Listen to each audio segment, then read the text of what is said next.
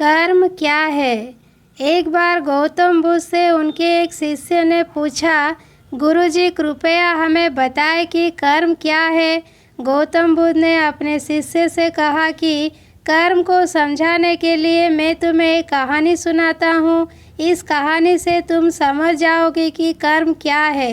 बुलंदशहर का राजा घोड़े पर बैठकर अपने राज्य का भ्रमण कर रहा था। चारों तरफ भ्रमण करने के बाद वह एक दुकान के सामने आकर रुक गया।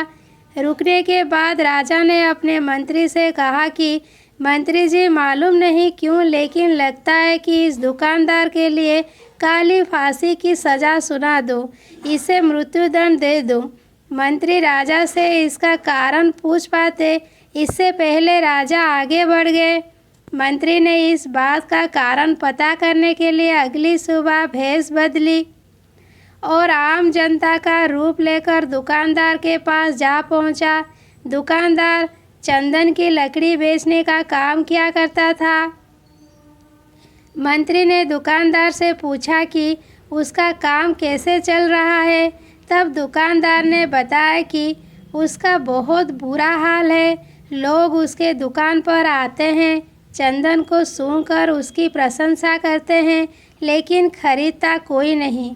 मैं सिर्फ इसी इंतज़ार में बैठा हूँ कि कब हमारे राज्य के राजा की मृत्यु हो और उनके अंत्येष्टि में मुझसे बहुत सारे चंदन की लकड़ी खरीदी जाएगी और शायद वहाँ से मेरे व्यापार में बढ़ोतरी होनी शुरू हो जाए।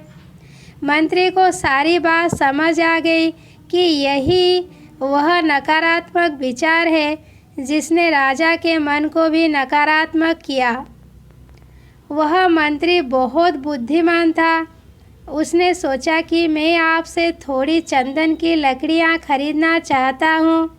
यह सुनकर दुकानदार भी खुश हुआ और उसने सोचा कि चलो कुछ तो बिका। उसने चंदन की लकड़ी को कागज़ से लपेटा और अच्छी तरह पैकिंग करके वह लकड़ी मंत्री को दी। मंत्री अगली सुबह चंदन की लकड़ी को लेकर राजा के दरबार में पहुँचे और राजा से कहा कि महाराज, वह जो दुकानदार है उसने आपके लिए तोहफे के रूप में चंदन की लकड़ी भेजी है। यह सुनते ही राजा बहुत खुश हुए और मन ही मन सोचने लगे कि मैं बेकार में उस दुकानदार के बारे में गलत बातें सोचा करता था। उसने चंदन की लकड़ी को हाथ में लिया।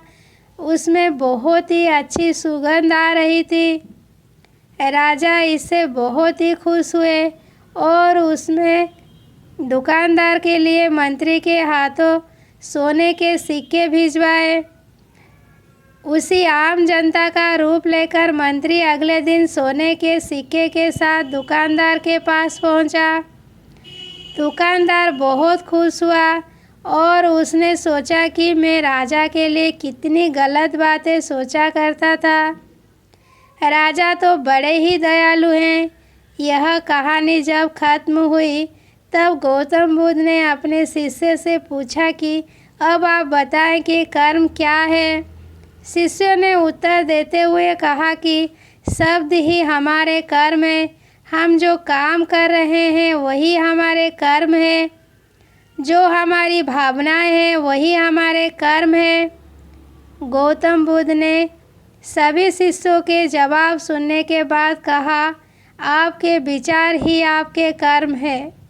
अगर आपने अपने विचार पर नियंत्रण करना सीख लिया तब आप महान बन जाते हैं। जब आप अच्छा सोचते हैं तब आपके साथ अच्छा होता भी है।